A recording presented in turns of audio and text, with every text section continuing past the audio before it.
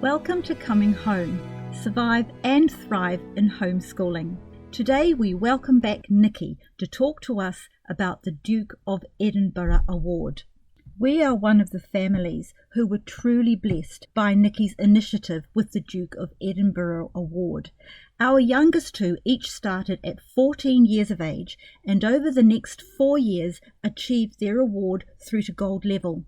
There wasn't too much extra for me to do in terms of homeschool programming. For the most part, it was an effective form of multitasking, and there was always the sound of happy chatter and laughter. Regularly, we would go back for afternoon tea, perhaps a swim, and general socialisation for the children and the mums, who often came to help. Our service times always started with praying for those whom we were about to serve. This was also a good example of growing in one's faith through the praying, as most were not used to praying together. Recently, I taught a teen how to knit, and she completed her hours in making squares to be put together as part of a blanket and gifted to someone who needs it. I'll be teaching knitting again soon to those in the current Duke of Edinburgh group, and I'm so looking forward to it. Although I'm unsure whether it's for learning a new skill or part of their service hours. It could actually be both. The activity which took the most extra input of planning and time was the adventurous journey. They need correct equipment, including food and water. It didn't take them long to figure their food needed to be the dehydrated type. I remember the first year one of the boys took cans of food. They're heavy, and everything you carry seems to get heavier as you tramp. And the empty cans had to be carried out as well. His lesson was learned for the others, and it was a good laugh amongst the group for the next few years. One of our teens' overseas trip to a developing country qualified as service, as she was helping with a mission group visiting AIDS patients and helping in a mission school. An important advantage I observed was the companionship and learning to work with others, even though they can be annoying. Learning to include others when you think you could do a better job.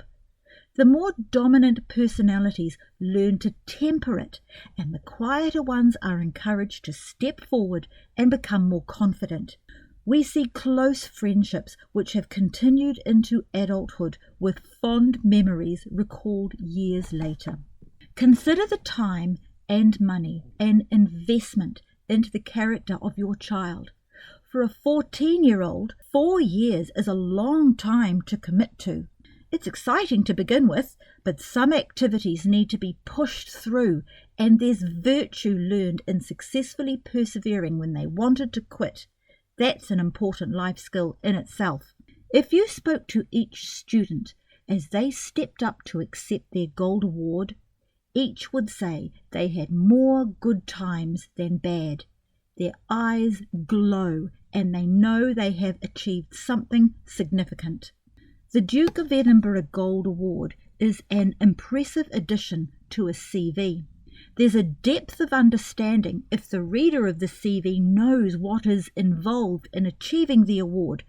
You can't fudge what it takes to earn it. If there was nothing else in your CV but the award, you would be communicating skills, the ability to learn, cooperation, teamwork, commitment, perseverance, health, and the knowledge of being pressed to your boundaries and beyond. And it doesn't hurt to know how to triangulate. I can absolutely say to pursue this award is well worth it. My husband and I have no regrets for our younger 2 children completing it. Our only regret was that it wasn't available for our older 3. It would have been had someone pursued it, but we didn't know about it. We needed someone like Nicky to hear of it, investigate and initiate it. So those of us who are in Commonwealth countries would understand what Duke of Ed is. Perhaps for the benefit of, well, let's just assume nobody knows what Duke of Ed is actually. Nicky, can you please explain what is the Duke of Edinburgh Award?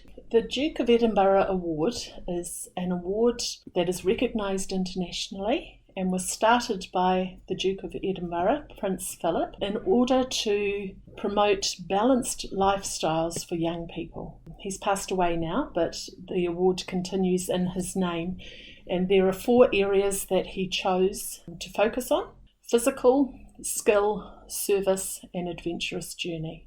And so the young people take part in those 4 different aspects, and it really provides a model for life. The physical is anything that raises your heartbeat. It may be something like a sport, it may be running, it may be cycling, it may be kayaking, it may be mountain climbing, whatever you like it. But the definition is it has to raise your heart rate.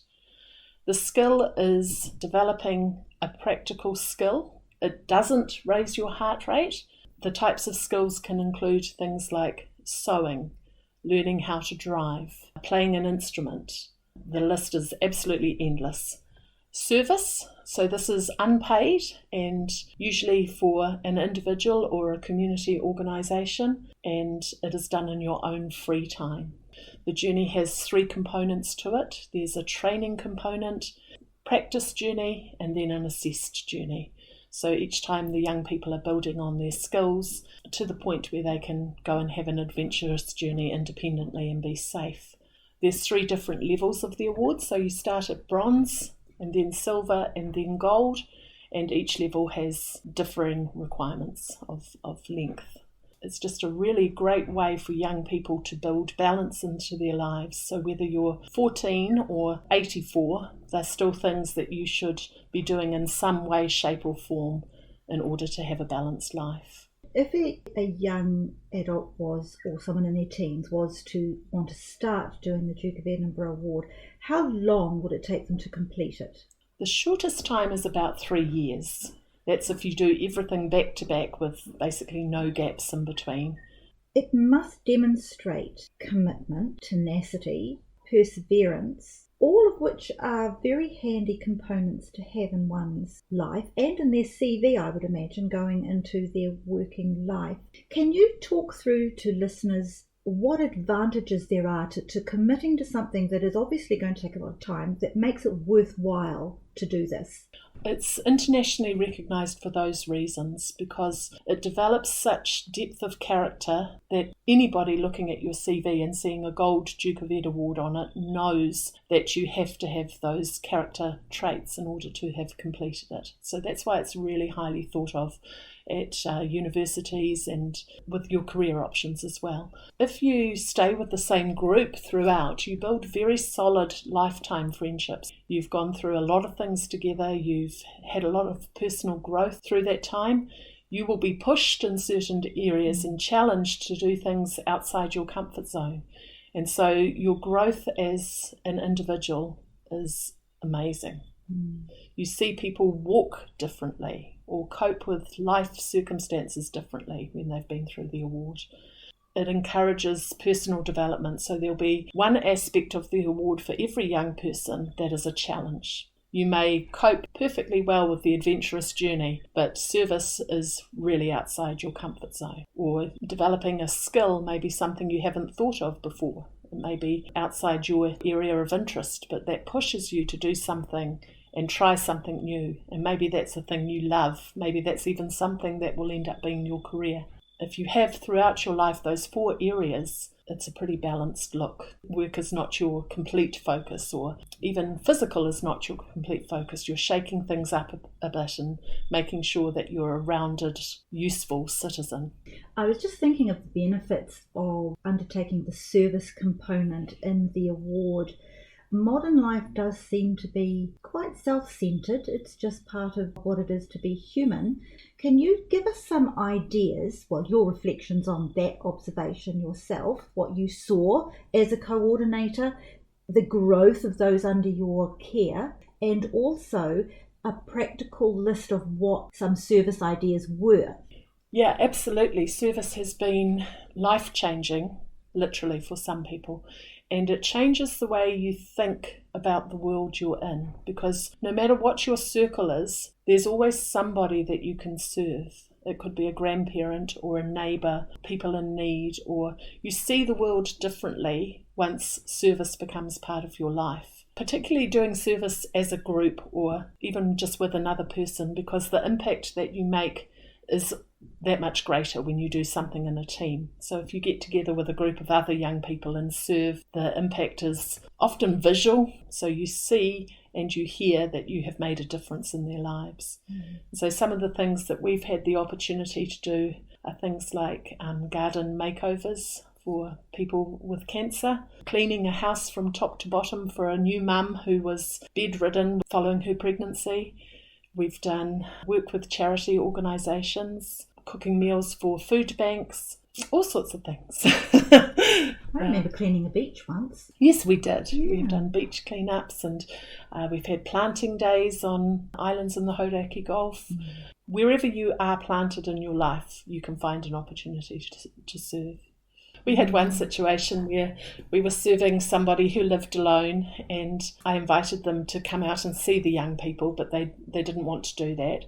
So they planted their chair by a window, and at the end of the afternoon we'd done a huge makeover of their garden, and they came and thanked me once the young people had left, and they said, "This has been the highlight of my week. I just sat by the window and listened to the happy chat of the young people as they worked. It wasn't even so much the massive difference that you made to my garden. It was the difference you made to me that young people would come and serve happily." And so sometimes you're making a difference in ways that you don't even think of. If there's a mum or parents out there who would like to initiate a Duke of Edinburgh Award, assuming they can in their particular locality, what should they do? I would suggest getting in touch with somebody who's gone before.